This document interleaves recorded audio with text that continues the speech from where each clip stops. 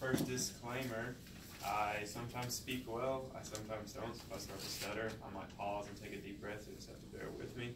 Hopefully that doesn't happen. But my name is Sam Colbert, and I did macronutrients.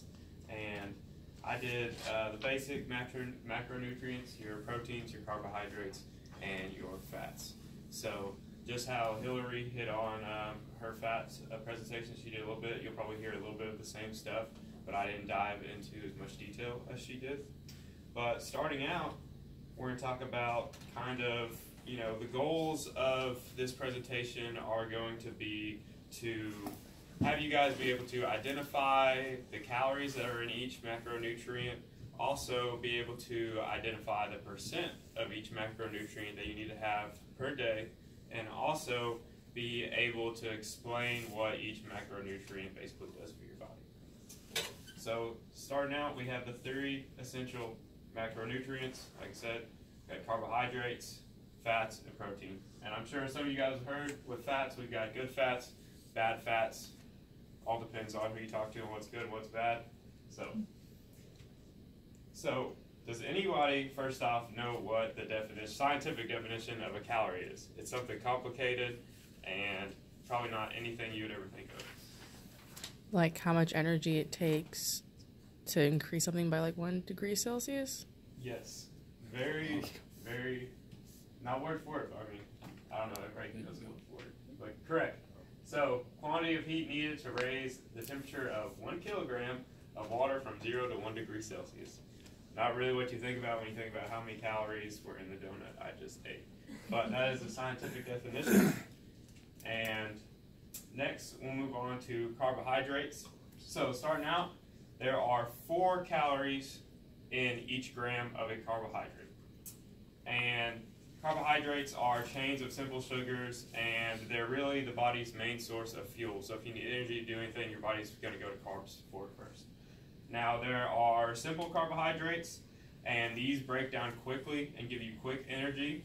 And then there are complex carbohydrates that take longer to break down, but they're still main sources of energy. And for the amount of calories, like the percent you need in a day for your carbohydrates, it is recommended that individuals who are sedentary, which means you aren't out being active, you're not moving, you kind of just sit. Maybe if you have an office job and you sit at your desk all day and you don't really get to move too much, that you should eat about 40 to 50% of your overall daily calories in carbohydrates. And then for people who are active and exercise regularly, it is recommended that about 60% of your calories should come from carbohydrates. Now, there's also the category of athletes and people who train a lot. So heavy trainers, maybe people who do triathlons, stuff like that.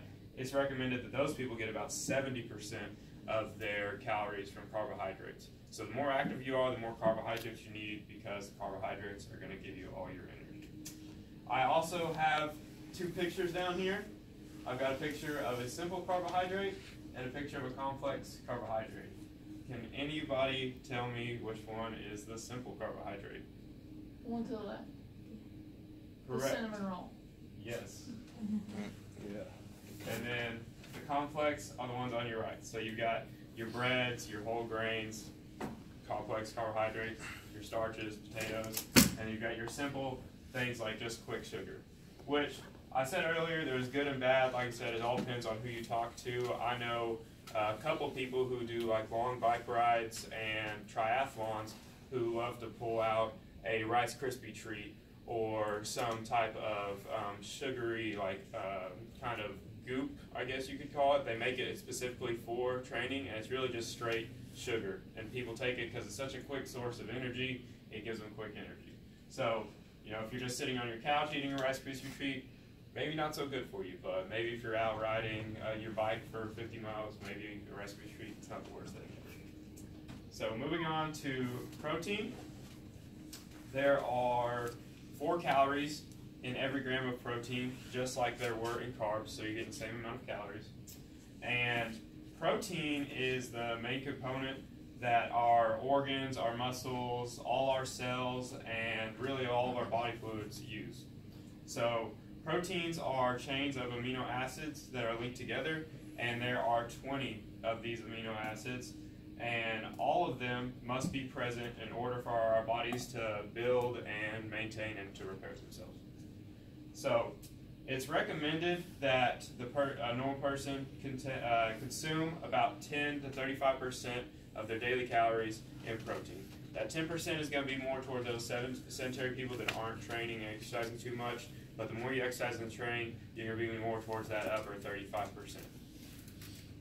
Types of proteins, just, examples, you've got, of course you've got the meats, you've got eggs, but then you've also got things like grains, legumes, beans, like that. They also a good source of protein. Next, we've got fats. Oh, nobody saw that. But for fats, there are 9 calories in each gram of fat. So as I think Hillary mentioned earlier, they're the most caloric dense out of all the macronutrients. And fat is not a bad thing, just like she mentioned. Some people think fats are bad, but they're not. Fats are necessary to maintain a healthy body and is important for building our body tissue and our cells. And there are 2 types of fats I'll just kind of touch on. There are more that you can get in main detail, but the 2 that you'll kind of just know as basically good fats, bad fats. There are saturated and unsaturated fats. Saturated fats are the fats that are tightly packed together, and there's some that aren't this way, but most are solid at room temperature. And then unsaturated fats are fats that are more liquid at room temperature. And it's recommended that 20 to 35% of your daily calories come from fat, depending on how much protein you consume. So if you're ever kind of wondering the macronutrients, what do I need to be eating, you want to take care of those carbohydrates and protein first, and then kind of whatever's left over, that's kind of how you know how many fats you need to be consuming in a day. And just like the carbohydrates, I have 2 examples. Can anybody tell me which one the saturated fat is? Picture. The left? Okay. That is correct. So saturated, solid room temperature. Then your unsaturated, you got your oils. So now we're going to play a game. It's called Definition Relay. What this is, you're already in groups kind of at your table, so whatever table you're at. I have up here definitions, and you guys as a group will just get a piece of paper out and say, put the name of each definition in there. So, I don't have a word bank, but it shouldn't be too hard. It's going to be things, like your fats, carbohydrates, unsaturated, saturated fats, percentages, stuff like that. So, go ahead, and we will take about 3 minutes tops. You guys get in your groups that you're in right now and kind of discuss amongst yourself which one each definition represents. And if that is small, I can also read them off. Is there anyone that needs me to read them off? They might be kind of small on the screen. Might be alright. Alright.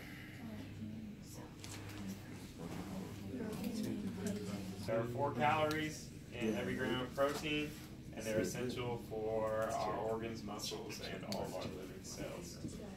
So we'll go with this table right here. What do we get for number 2? Unsaturated fats. Correct. Unsaturated fats, usually liquid at room temperature. My back table. What do we got for number 3? Complex carbs? Correct. Wait, what is that? Complex carbs, or if we remember, are the ones that take the longest to break down your body to give you energy. Number 4? Carbohydrates. Yep. That's correct. 4 calories per gram, kind of narrows it down. And there are both simple sugars and that the body uses for fuel. Now we'll go back in the reverse way. So we'll be back at this table for number 5? Or Saturated fats? correct. So for our saturated fats, we know they're solid at room temperature, just like our unsaturated are liquid at room temperature. So about number 6. Fat? Correct. So there's really only one left.